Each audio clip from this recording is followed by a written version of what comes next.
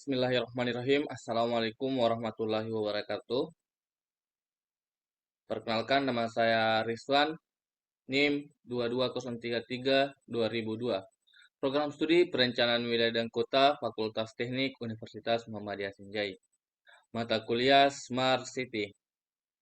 Adapun judul materi yang saya akan bahas pada kesempatan kali ini adalah Smart Governance, yang dimana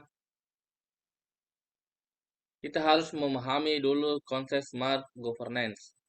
Smart governance adalah pendekatan pemerintah yang memanfaatkan teknologi digital untuk meningkatkan efisiensi, transparansi, dan akuntabilitas dalam pengolahan pemerintahan.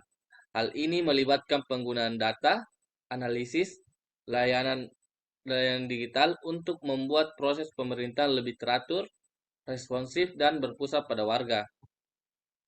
Selanjutnya, pentingnya smart governance dalam era digital. Di dalam era digital saat ini, smart governance menjadi semakin vital.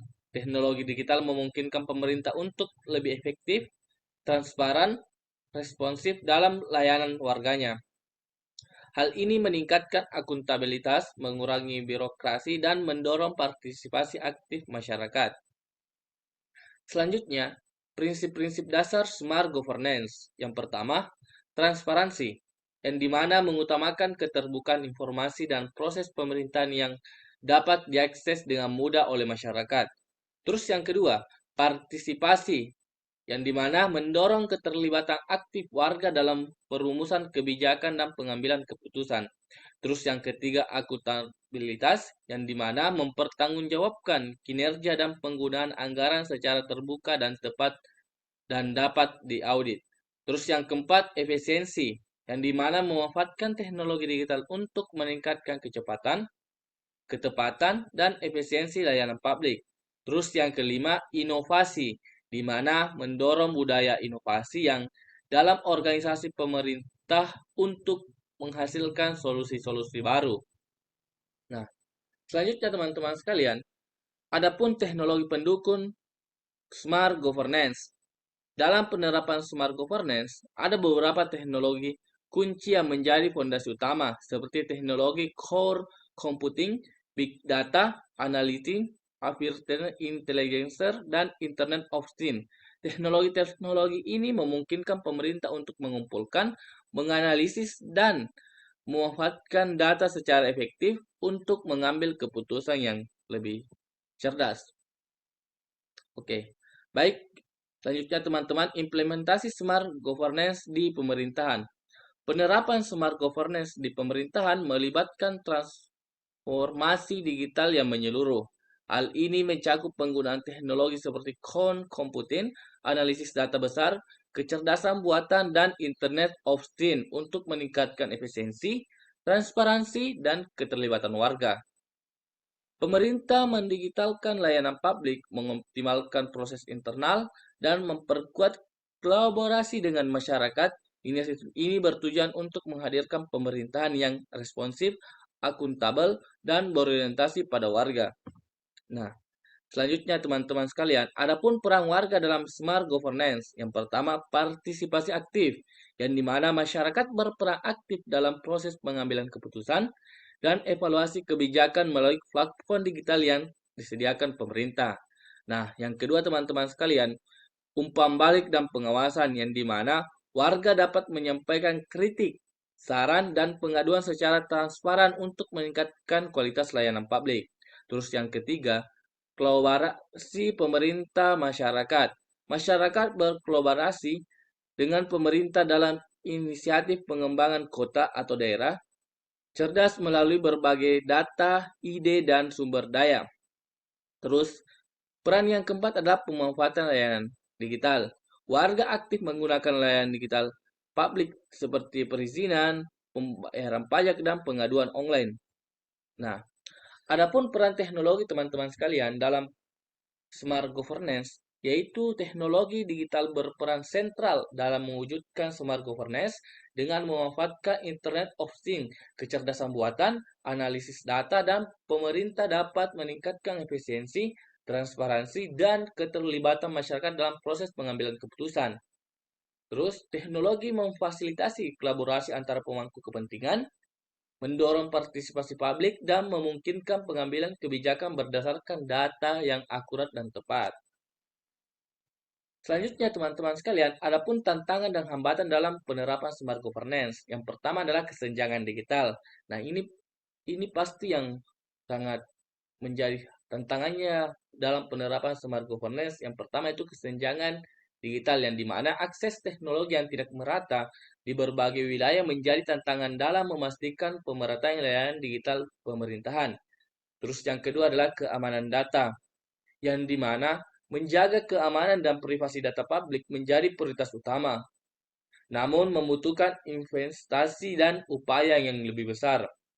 Terus yang ketiga teman-teman sekalian adalah kompetensi sumber daya manusia. Kurangnya keterampilan digital di kalangan pegawai pemerintah dapat menghambat implementasi smart governance yang efektif.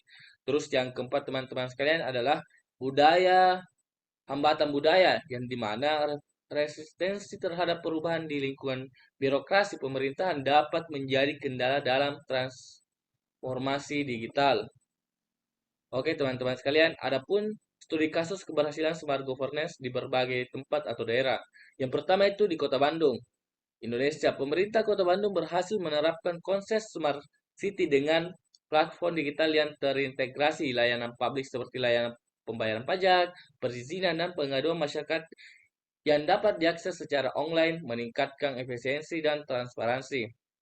Terus yang kedua ada di Seoul, Korea Selatan.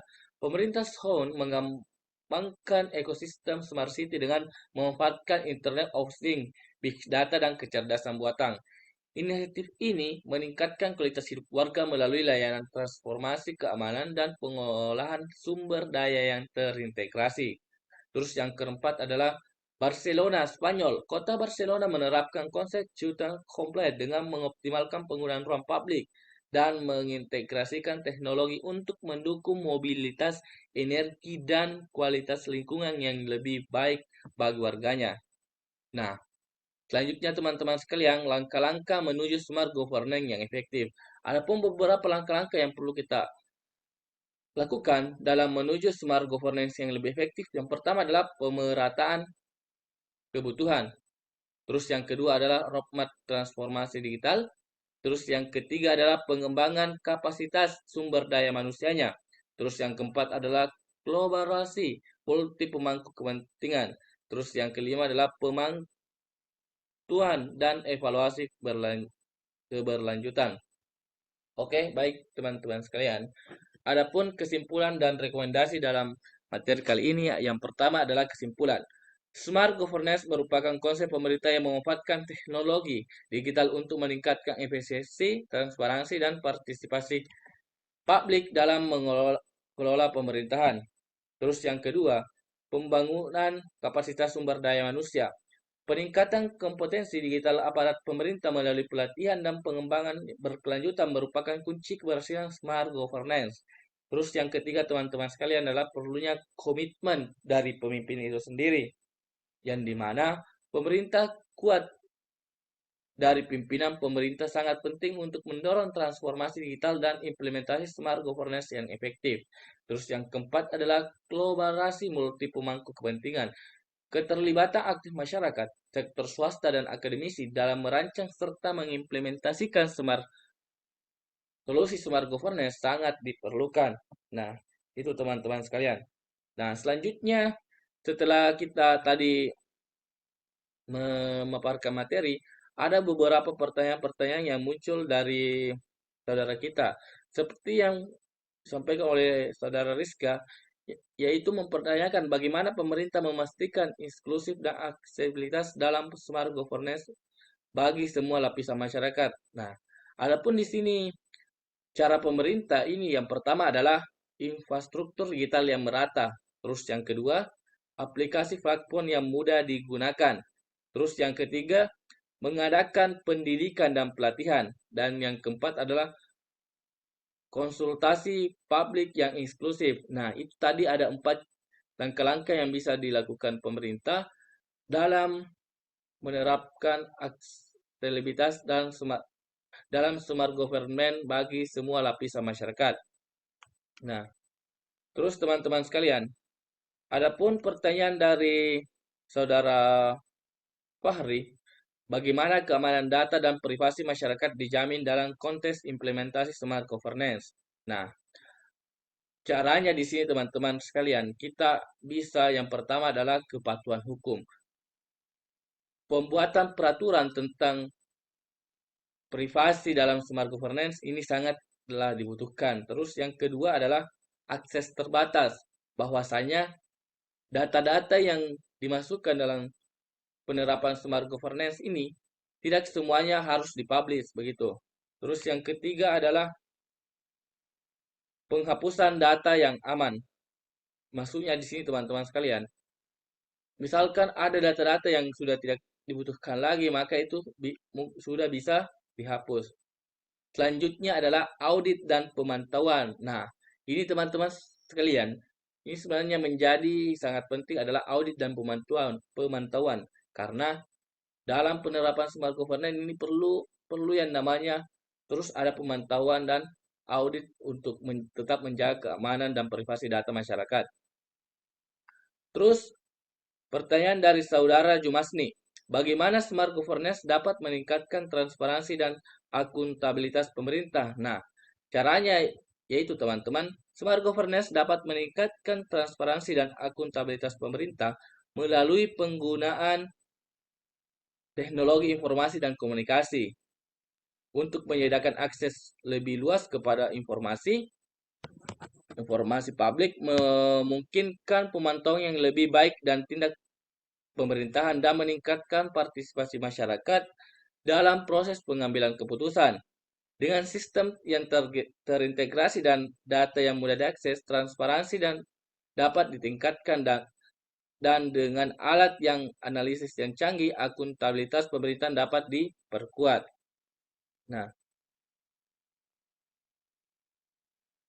selanjutnya teman-teman sekalian, adapun pertanyaan dari saudara Dwi Rusma, berikan beberapa contoh dari smart governance.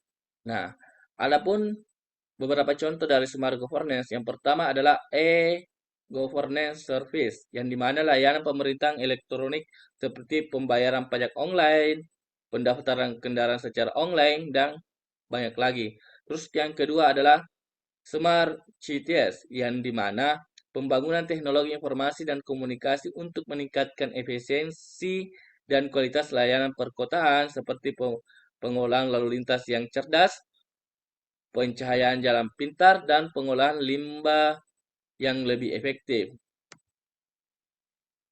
Terus yang ketiga adalah Open Data Initiative, yang dimana inisiatif untuk membuat data pemerintah secara terbuka yang disediakan bagi publik, memungkinkan warga untuk mengakses informasi tentang anggaran, proyek pembangunan, dan kinerja pemerintah secara transparansi. Selanjutnya pertanyaan terakhir dari saudara Rizka, apa saja yang menjadi latar belakang munculnya smart governance? Nah, sebenarnya ini pertanyaan yang sangat luar biasa teman-teman sekalian, menanyakan latar belakangnya. Nah, adapun latar belakang yang menjadi acuan munculnya smart governance adalah smart governance muncul sebagai respons terhadap perkembangan teknologi informasi dan komunikasi yang cepat. Perubahan ini mendorong pemerintah untuk memanfaatkan teknologi untuk meningkatkan efisiensi, transparansi, partisipasi publik, dan pelayanan kepada masyarakat.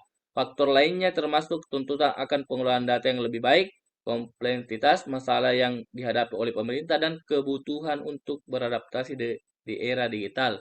Jadi kunci utamanya di sini teman-teman sekalian bahwa yang menjadi latar belakang munculnya smart governance adalah perubahan zaman yang dimana sekarang kita ketahui bahwa zaman sekarang sudah kita selalu berhadapan dengan teknologi. Jadi maka muncullah yang namanya smart governance. Oke, baik, itulah tadi beberapa pertanyaan dari saudara-saudari kita. Mungkin sekian dari saya. Wabillahi taufiq walhidayah. Wassalamualaikum warahmatullahi wabarakatuh. Terima kasih.